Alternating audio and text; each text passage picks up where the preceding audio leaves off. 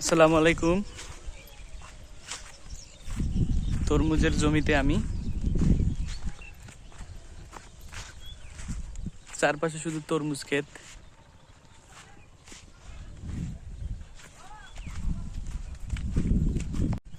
দেখেন চারপাশে শুধু তরমুজ আর তরমুজ।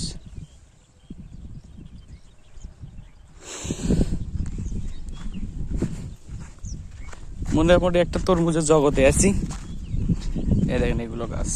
আমি উত্তরবঙ্গের ছেলে, এগুলোর সঙ্গে অভ্যস্ত না। এই দেখেন একটা ছোট্ট তরমুজ, কিন্তু এটা এক সময় বড় হবে, এই 10-15 দিন। আর এই অঞ্চলটা দেখেন একদম ফাঁকা, ধুধু করে। আর এটা বরিশালের একদম আমতলির ভিতরে। আর এই যে এখানে খাল, এই খাল থেকে পানি নিয়েই তাদের এই চাষাবাদ চলে।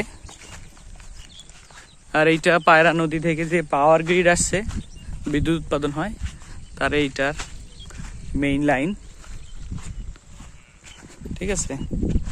আর দেখেন এগুলো ড্রেজিং চলতেছে, 2 পার বাঁধার কাজ চলতেছে। আমরা আসছি একটা অন্য কাজে। এদিকে চাষাবাদের উপর নির্ভরশীল। এক একটা পরিবার 4 লাখ 5 লাখ টাকা খরচ করে 10 লাখ 15 লাখ টাকা ইনকাম করে। তরমুজ এই পরিমাণ ইনকাম। আর এই যে আপনাদেরকে দেখাই, এটা কি, এটা হলো বতুয়া শাক। দেখেন কত সুন্দর।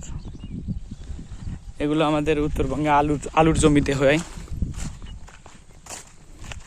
আর একটা আশ্চর্য জিনিস দেখাই, যে এগুলো হলো, এটা কিসের গাছ বলেন তো সবাই?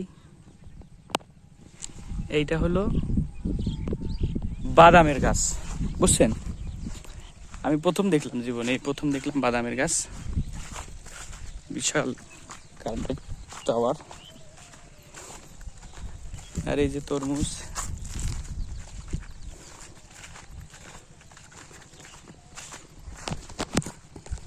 যাই হোক, জীবনে যত তরমুজ খাই নেই, এবারে এখানে এসে অনেক তরমুজ খাইছি। আপনারা আসবেন এই ক্ষেত দেখার জন্য, এদিকে ভালো লাগবে। এই যে একটা পাকা তরমুজ, অনেক জাতের তরমুজ আছে। এগুলো আবার কালো, কালো বলতে সবুজ, গাঢ় সবুজ। এই যে দেখেন, এটা একটা অন্য জাতের তরমুজ।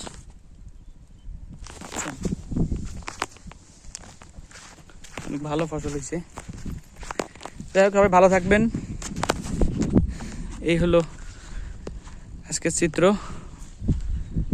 সবাইকে ধন্যবাদ।